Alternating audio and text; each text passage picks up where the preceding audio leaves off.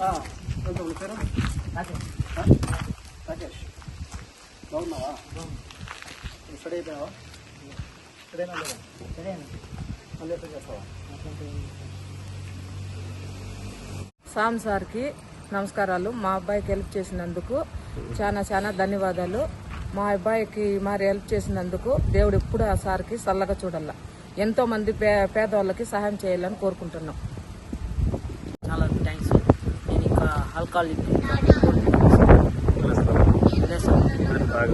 మీకు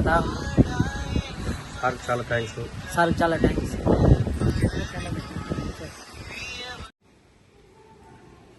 You found a teacher, you cannot say that the friends is not, but why more than the mother is more than friends. She is a single lady. Husband is not there. He has no father. There is no one to guide him. Okay, simply they go for daily work, fully work like any painting. They will go and do the work. So there somebody will say you can use this, you can use that. Then simply they will smoke. Sometimes they will take alcohol and drugs, many things. So later on it will become habitual. They become habitual drunkards like that.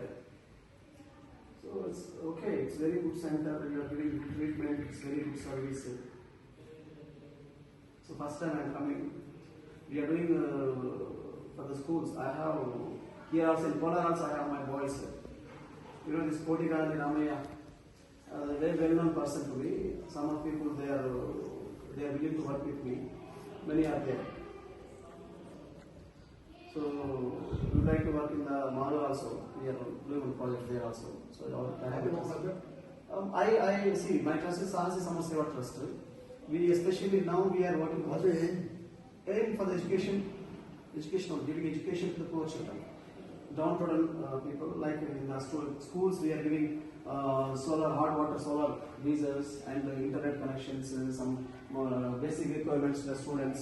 These we are giving.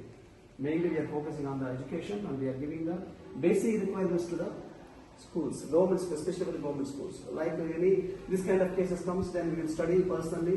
Then we will. The government is maximum providing everything. The government is providing, but in Andhra no, so it's. There is not even this. As per my See, మా friend చెప్పాను home secretary పనిచేస్తాను.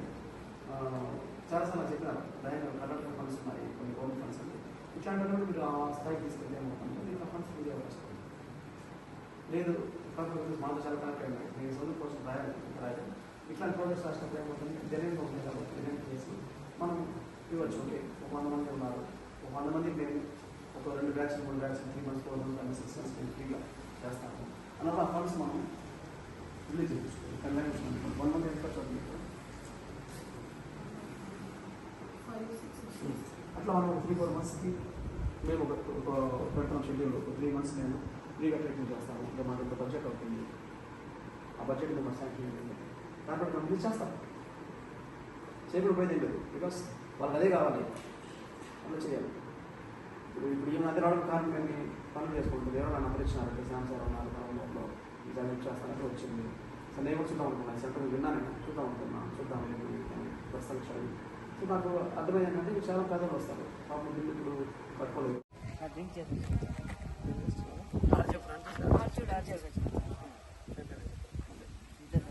Disturb అవుతుంది అందుకని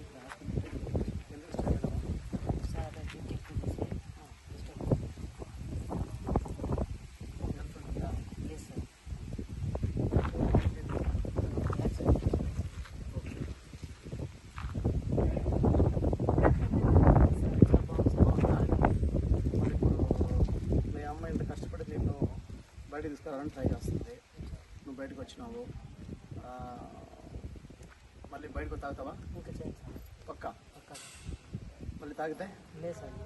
ఏం పని చేస్తావు? Paint work చేస్తావా? Vehicle పెయింటా? మామూలు పెయింట్? మామూలు వాయిస్ పెయింట్ పని ఉందా నీకు? పక్కా ఉంటుంది. నువ్వు ఎస్టేట్కి పోవద్దు, ఇంకా సార్ వాళ్ళు దీంట్లో పెడతారంటే ఆడుకో. నేను చూపిస్తాను నీకు పని ఎక్కడైనా ఇబ్బంది ఏం లేదు. మళ్ళీ తాగితే మళ్ళీ ఏమన్నా మీనింగ్ ఉందా? సార్ లేదు సార్. ఇప్పుడు మీ మదర్ ఇంత కష్టపడి మాకు కూల్ చేసి జీవిస్తారు, కొడుకని ప్రేమ కదా తీసుకొచ్చినారు, మరి ఎట్లుండాలి నువ్వు? అదే నేను రావడానికి కారణం ఏమే, నువ్వు ఎంత ఏజ్? 28 సార్. యంగ్స్టర్ కదా, భవిష్యత్తు ఉందా లేదా? పెళ్లి చేసుకోవాలి కదా, ఇంకా ఎంత ఉంది కదా, అదే అందుకు వచ్చింది నేను కూడా. ఏమ్మా ఓకేనా? ఓకే సార్, మీకు చాలా సంతోషం సార్. నేను జన్మకు రుణపడి ఉంటాను మీకు. మాకేం రుణపడద్దమ్మా, రుణపడి ఉండకండి, బాగా చూసుకోండి, రుణపడిన అవసరం లేదు.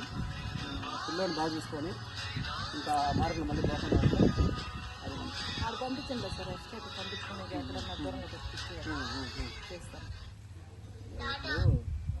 ఇప్పుడు రావడానికి కారణం ఏమంటే ఏజ్ 22, 28 ఇంకా పెళ్లి చేయలేదైతే.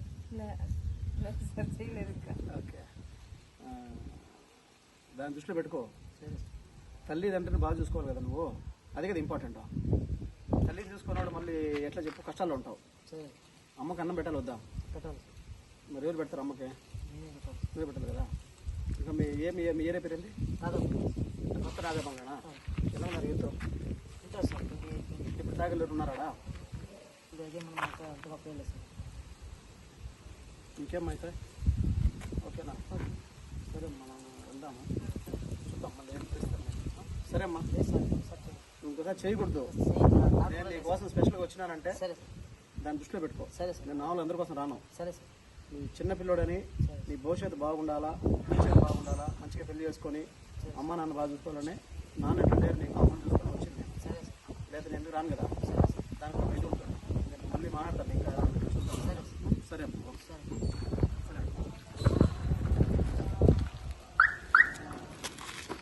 తెలుసు సార్, అది ఏరియాలో ఉంటుందన్నా పట్టించుకునే వాళ్ళే లేరు. ఉన్నారు సార్, ఒక 9-10 దాకా ఉండారు. ఇంకా ఆ పక్క ఏరియాలో ఉండారు. అవును మేడం, కృష్ణయ్య అనేసి లారీ పేరులో.